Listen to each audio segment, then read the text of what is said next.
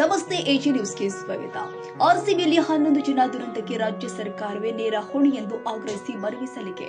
ಬೆಂಗಳೂರು ಚಿನ್ನಸ್ವಾಮಿ ಕ್ರೀಡಾಂಗಣದಲ್ಲಿ ನಡೆದ ಆರ್ಸಿಬಿ ವಿಜಯೋತ್ಸವ ಕಾಲ್ತುಳಿತ ಪ್ರಕರಣದ ಹಿನ್ನೆಲೆ 11 ಜನ ಮೃತರ ನೇರ ಹೊಣೆ ಸಿಎಂ ಸಿದ್ದರಾಮಯ್ಯ, ಡಿಸಿಎಂ ಡಿಕೆ ಶಿವಕುಮಾರ್, ಗೃಹ ಸಚಿವ ಡಾಕ್ಟರ್ ಜಿ ಪರಮೇಶ್ವರ್ ಇವರಿಂದಲೇ ಈ ದುರಂತ ನಡೆದಿದೆ.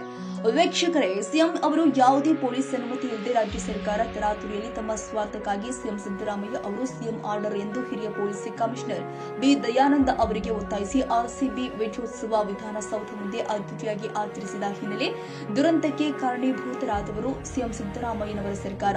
ಇನ್ನೊಂದು ಕಡೆ ವಿರಾಟ್ ಕೊಹ್ಲಿಯ ಆಪ್ತ ಗೆಳೆಯನೂ ಆದ ನಿಖಿಲ್ ಸೋಸಲೆ ಅವರು ಆರ್ಸಿಬಿಗೆ ಫ್ರೀ ಟಿಕೆಟ್ ಎಂದು ಮಾಧ್ಯಮಕ್ಕೆ ಹೇಳಿದಾಗ ರಾಜ್ಯದಾದ್ಯಂತ ಕ್ರಿಕೆಟ್ ಅಭಿಮಾನಿಗಳು ಆರ್ಸಿಬಿ ವಿಜಯೋತ್ಸವಕ್ಕೆ ತಂಡೋಪತಂಡವಾಗಿ ಹರಿದು ಬಂದ ಹಿನ್ನೆಲೆ ಪೊಲೀಸ್ ಅಧಿಕಾರಿಗಳ ಕೊರತೆಯಿಂದ ಪೊಲೀಸ್ ಅಧಿಕಾರಿಗಳಿಗೆ ಜನರನ್ನ ಕಂಟ್ರೋಲ್ ಆಗದೇ ಇರುವ ಕಣ್ಣ ಕಾಲ್ತುಳಿತಕ್ಕೆ 11 ಜನ ಅಮಾಯಕರು ದುರಂತಕ್ಕೀಡಾಗಿದ್ದಾರೆ.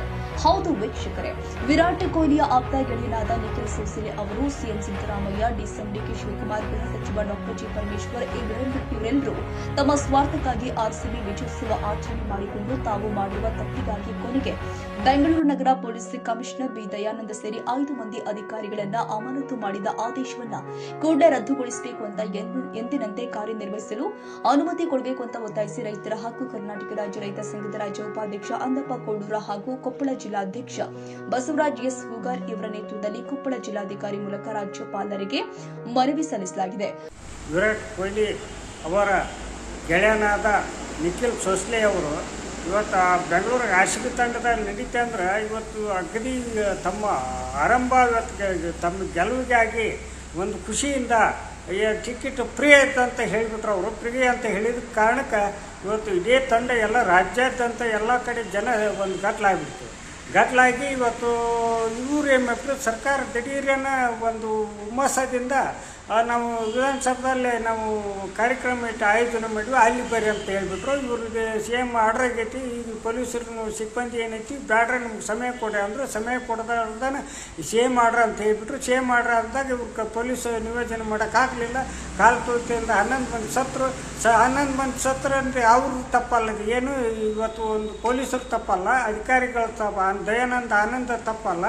ಇವ್ರ ತಪ್ಪಿನಿಂದ, ಸರ್ಕಾರಿ ತಪ್ಪಲ್ಲಿಂದ ಇವತ್ತು ಪೊಲೀಸರು ಏನು ಅಧಿಕಾರಿಗಳ ಅಮಾನತಾದ್ರಲ್ಲ ಪೂರ್ಣ ಇವತ್ತು ಅವ್ರನ್ನ ಅಮಾನತಾದ ಮಾಡಿದ್ದನ್ನು ರದ್ದುಗೊಳಿಸ್ಬೇಕು. ಸೀದಾ ಅವ್ರನ್ನ ಎಲ್ಲೆಲ್ಲಿ ಕಾರ್ಯನಿರ್ವಹಿಸಿದ್ರು ಅವ್ರು ಕಾರ್ಯನಿರ್ವಹಿಸೋಕೆ ಕೈ ಬಿಡಬೇಕು. ಇಲ್ಲಾಂದ್ರೆ ನಾವು ಕೂಗ್ರವಾದ ಹೋರಾಟ ಮಾಡಬೇಕಾಗುತ್ತೆ. ಯಾಕೆ ಸರ್ಕಾರ ಮಾಡಿದ ತಪ್ಪಿಗೆ ಯಾರ್ದೋ ಜಾತ್ರೆ ಎಲ್ಲ ಮಂದಿ ಜಾತ್ರೆ ಮಾಡೋರು ಇವರು. ಅದ್ರಾಗ ಪೋಸ್ ಕೊಟ್ಟು ಇವ್ರು ಒಂದೇ ಒಂದು ಏನೋ ಮಾಡಿ ಅವ್ರು ಏನೋ ಮಾಡಿಕಂತ ಓಡೋದ್ರಲ್ಲಿಂದ ಆರ್ತಿರಲ್ಲ. ಈಗ ಅದನ್ನ ಕೂಡಲೇ ಅಧಿಕಾರಿಗಳಿಂದ ಇದನ್ನು ರದ್ದುಗೊಳಿಸ್ಬೇಕು ಎಂದು ನಾನು ರೈತ ಸಂಘದ ರಾಜ್ಯ ಉಪಾಧ್ಯಕ್ಷ ಈ ಮಾಧ್ಯಮ ಮೂಲಕ ಮನವಿ ಮಾಡ್ತೀನಿ.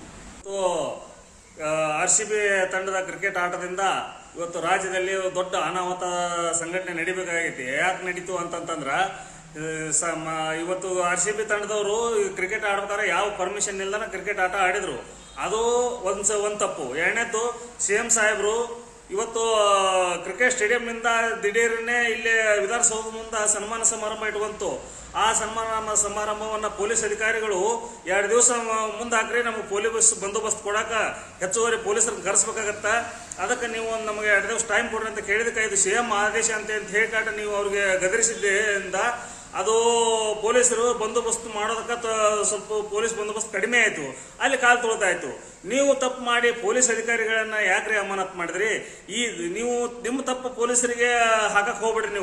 ನಿಮ್ಮ ತಪ್ಪನ್ನು ನೀವೇ ತಿದ್ಕೋಬೇಕು. ಇವತ್ತು ರಾಜ್ಯದ ಜನತೆ ಎಲ್ಲ ನೋಡೈತಿ ಟಿವಿ ಮಾಧ್ಯಮದೊಳಗ, ಯಾರು ಏನು ತಡ್ರಿಲ್ಲ, ಎಲ್ಲರೂ ಅದ್ರ ಬಗ್ಗೆ ಹೋರಾಟ ಮಾಡ್ಬೇಕಾಗತ್ತೆ. ಯಾಕಂತಂದ್ರ ನೀವು ಅಮಾನತುಗೊಳಿಸಿದಂತ ಪೊಲೀಸ್ ಅಧಿಕಾರಿಗಳನ್ನ ಶೀಘ್ರದಲ್ಲಿ ಇವತ್ತು ಅವರನ್ನ ಕಾರ್ಯನಿವೃತ್ತರನ್ನಾಗಿ ಮಾಡಬೇಕು, ಅವರ ಅಮಾನತನ್ನ ರದ್ದುಗೊಳಿಸಬೇಕು. ಒಂದು ವೇಳೆ ರದ್ದುಗೊಳಿಸ್ತಾ ಇದ್ರ ಇಡೀ ರಾಜ್ಯದ ರೈತರು ಎಲ್ಲರೂ ಬೀದಿಗಿಳಿದು ಉಗ್ರವಾದ ಹೋರಾಟ ಮಾಡಿ ನಿಮ್ಮ ಸಿಎಂ ಸ್ಥಾನದಿಂದ ಕೆಳಗಿಳಿಸುವ ಮಟ್ಟನೂ ನಾವು ಹೋರಾಟ ಮಾಡಬೇಕಾಗತ್ತ. ಇದಕ್ಕೆ ಕೂಡಲೇ ಎಚ್ಚೆತ್ತು ಅವರನ್ನು ಅಮಾನತ್ ರದ್ದುಗೊಳಿಸಿ ಇವತ್ತು ಅವರನ್ನು ಕಾರ್ಯನಿರತರನ್ನಾಗಿ ಮಾಡಬೇಕಂತ ನಾನು ಮಾಧ್ಯಮದ ಮೂಲಕ ಸರ್ಕಾರಕ್ಕೆ ಕೇಳ್ಕೊಳ್ತಾ ಇದ್ದೀನಿ. ರಾಜ್ಯ ಸರ್ಕಾರ 11 ಜನ ಮೃತ ಶವವನ್ನು ಇಟ್ಕೊಂಡು ವಿಧಾನಸೌಧದಲ್ಲಿ ಲಕ್ಷಾಂತರ ಜನ ಮುಂದೆ ಆರ್ಸಿಬಿ ಕಪ್ಪಿಗೆ ಮುತ್ತು ಕೊಟ್ಟು ವಿಜಯೋತ್ಸವ ಕಾರ್ಯಕ್ರಮವನ್ನು ಅದ್ದೂರಿಯಾಗಿ ಆಚರಿಸಿದ್ರು. ಇವರಿಗೆ 11 ಜನ ಮೃತ ಶವವನ್ನು ಇಟ್ಕೊಂಡು ಈ ಕಾರ್ಯಕ್ರಮ ಮಾಡೋದಕ್ಕೆ ಇವರಿಗೆ ಮನಸ್ಸಾದ್ರೂ ಹೇಗ್ ಬಂತು ಎನ್ನುವ ಜನರ ಪ್ರಶ್ನೆಯಾಗಿದೆ.